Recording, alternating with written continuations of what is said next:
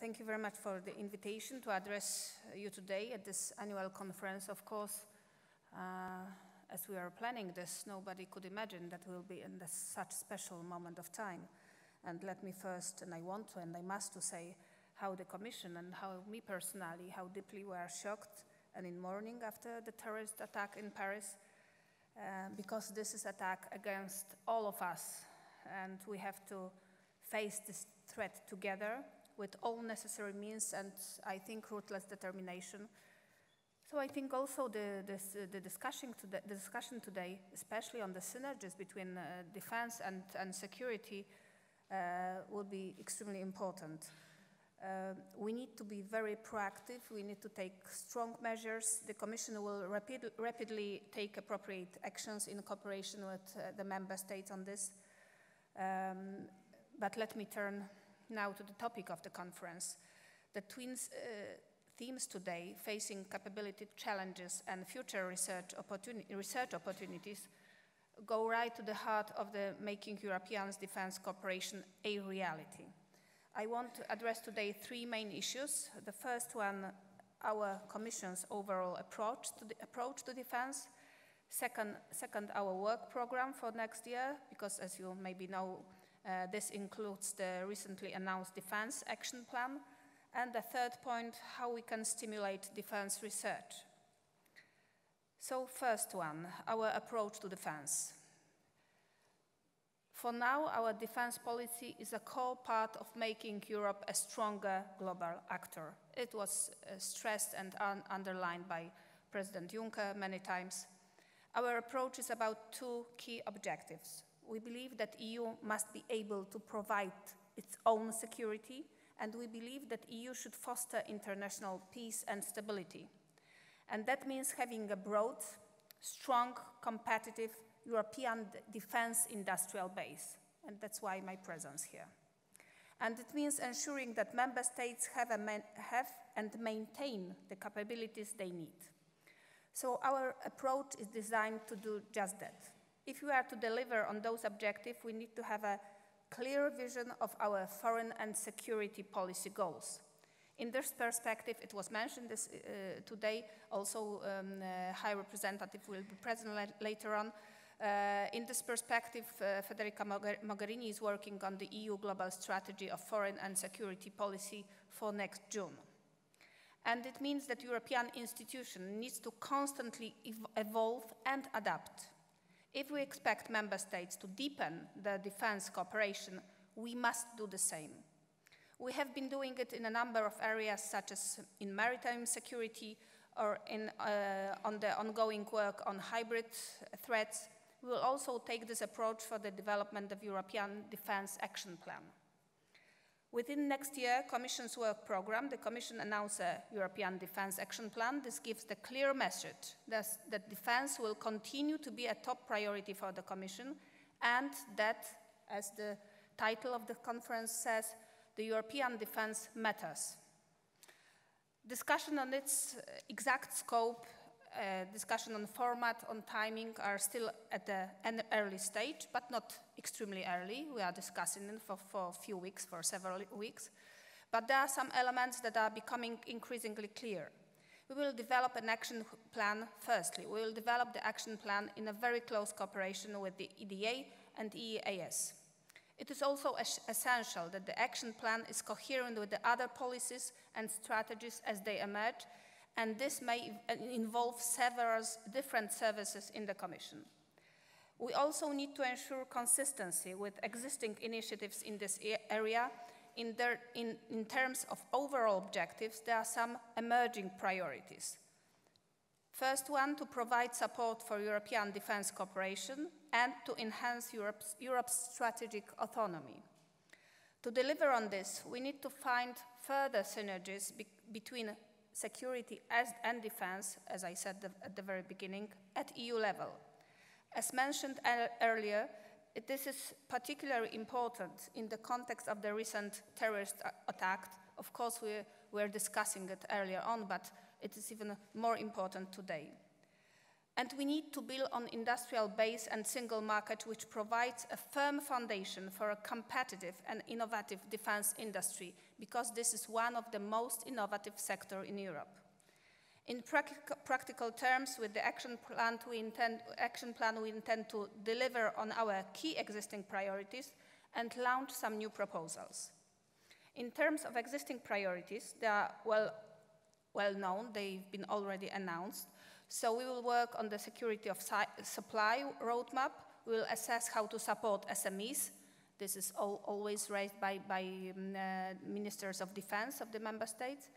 In the defense value chain, we intend to make strong progress on research in defense. I will come back on this later.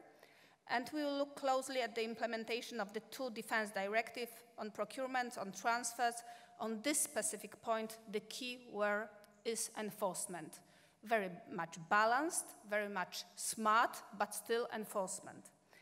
In terms of new proposals, it is really also too early to say what this might be, but this is no secret that we could do more together with the EDA to support greater capacities, like in the terms of, for example, GovSatcom. This is a field where the potential to develop synergies between space and security are really enormous. This is also in the framework of my portfolio that I want to stress it. This has a really clear added European value, those links between security and the space industry. We'll continue to consult with member states and the European Parliament as we develop the action plan. But this brings me to my next point, how we can stimulate research. As you know, in recent years, we have seen dramatic falls in investments in research and development. It is repeated on and on. This risks undermining all our thoughts to support the sector and our broader defense and security goals. So we need to act to reverse these declines and stimulate research.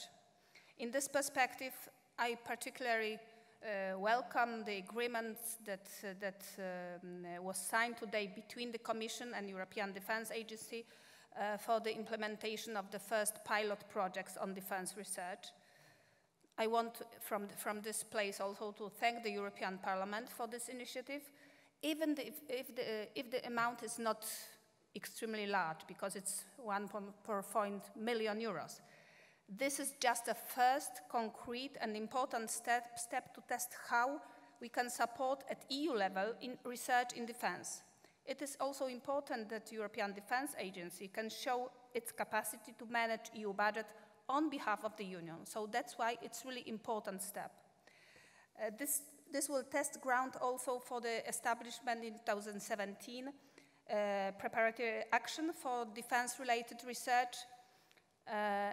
If it succeeds, so those 2 things, pilot project and then preparatory action, it can pave the way for a longer-term defense strategy. We are making a good progress on this. We have dedicated last year to consulting member states, to consult all of the stakeholders. One key issue is getting the governance right.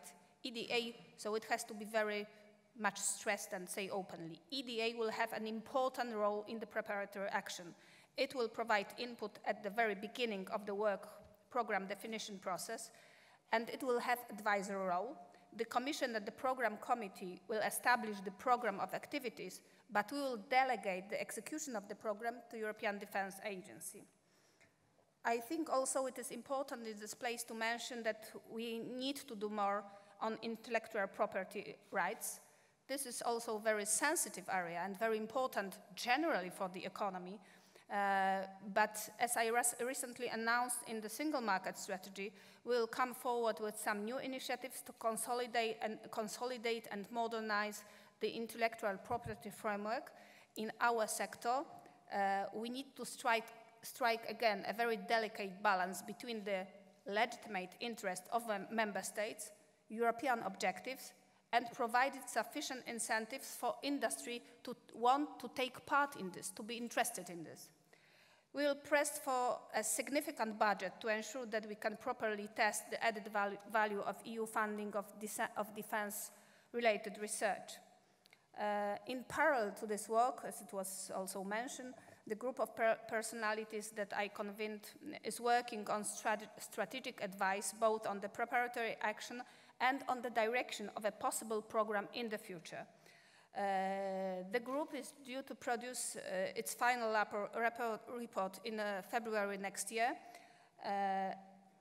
I will meet them tomorrow, I believe that concentrating additional funding on key priorities, on which we have to really think very, very deeply which one priorities to choose.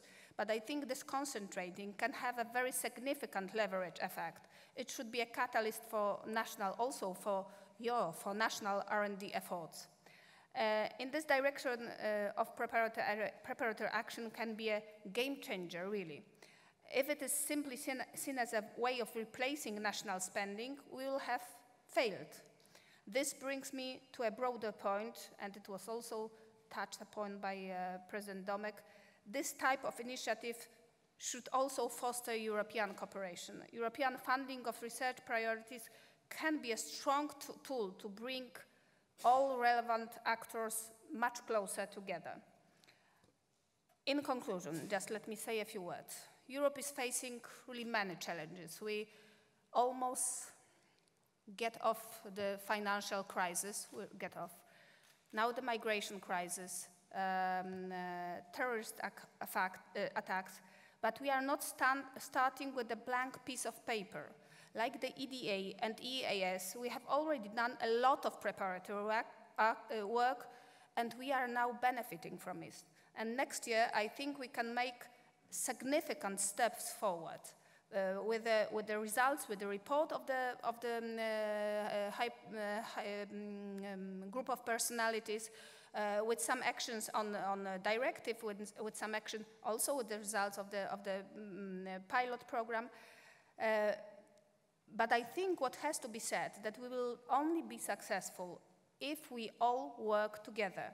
The Commission, European Parliament, European Defence Agency, EAS, Member States, and the industry. Let's not forget about the industry. Thank you very much.